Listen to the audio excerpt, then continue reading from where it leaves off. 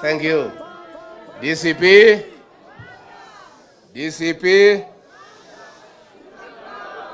DCP. DCP. I like that one. Asanteni sana vijana wetu. Vijana oi. Vijana oi. DCP oi. Vijana pahali yote mmetoka watu wanasema nini? Vijana wenyewe wanasema nini?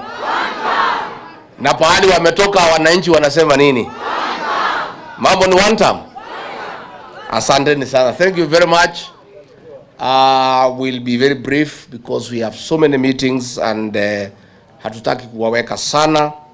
Let me first thank you, our young leaders, for creating time to come and engage with us and for making a very bold decision to pursue leadership.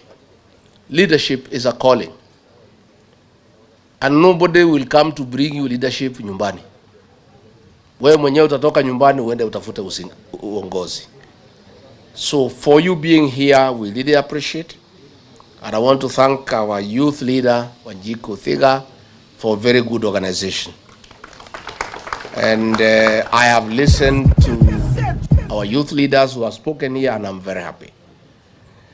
Let me appreciate the resilience and the sacrifice of our young people to liberate their country. This country is in deep trouble. We face extinction, we face anguish, and many challenges ahead.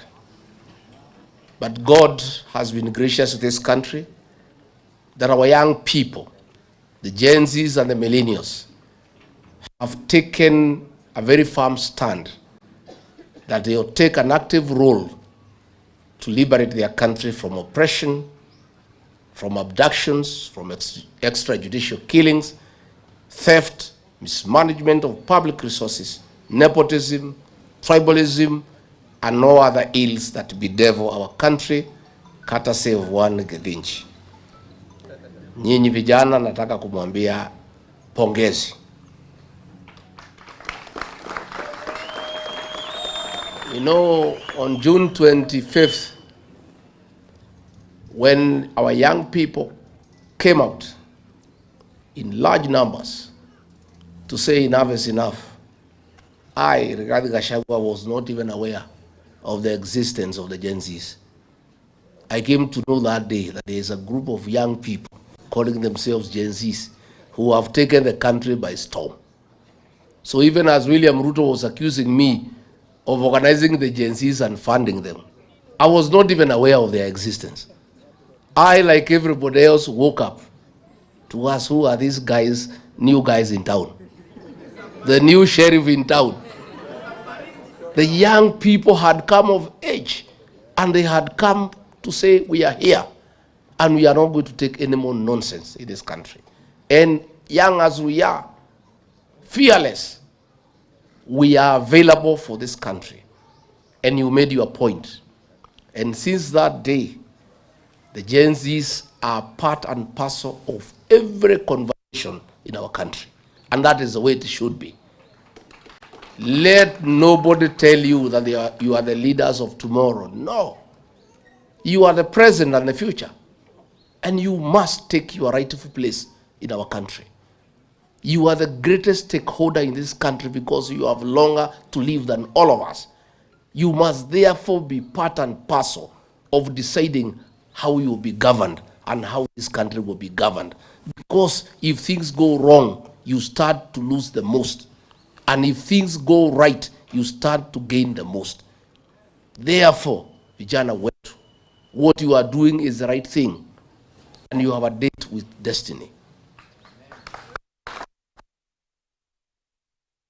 Let me say, I disagreed with William Ruto completely when I was his deputy about the killing of our young people and the abduction of young people.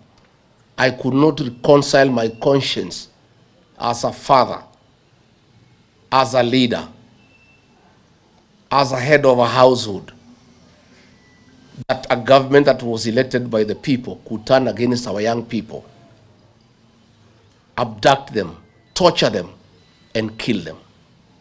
I was unable to be part of that government. And I made a very serious decision on the 26th of June, 2024. I flew to Mombasa and held a parallel press conference with William Ruto. When he was calling our young people criminals, I call them my sons and daughters. Sir. Many people try to stop me from having that press conference. Oh, you cannot speak when the president has spoken. But I say the president is behaving like an animal. I am not an animal myself, I'm a human being. And I must dissociate myself from his utterances. These are young people who are fighting for their country and for the right thing. And he is calling them criminals. And they are not criminals because what they were disagreeing with is what is criminal in nature. And I therefore affirmed our young people, and I said I want to be counted, that these are our young people, they are my sons and daughters, and they must be given a chance. And that's when I disagreed with William Ruto. After that day, until he threw me out of office, we never spoke again.